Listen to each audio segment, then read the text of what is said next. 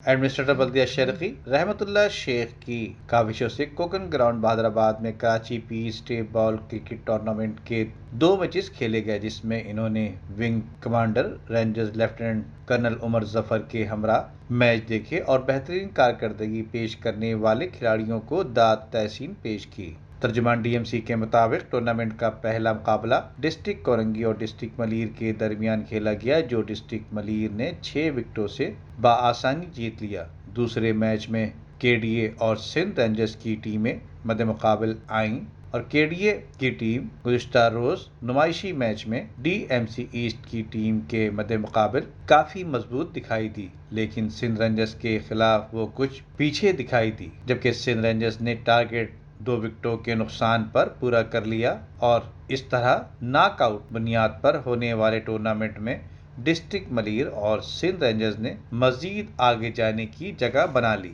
इस हवाले से 16 अप्रैल को भी 2 मुकाबले होंगे, जिसमें पहला मैच सिटी 11 और मेडिकैम और दूसरा मैच डीएमसी ईस्ट और कोकिन के दरमियान खेला जाएगा। मैचेस का इनेकाद रात 10:30 बजे से 2 बजे के दरमियान किया जाएगा। नदीम सिद्दीकी, मेट्रो 7 पाकिस्तान। अपने लिए तो सब ही जीते हैं इस जहां में, है जिंदगी का मकसद औरों के काम आना।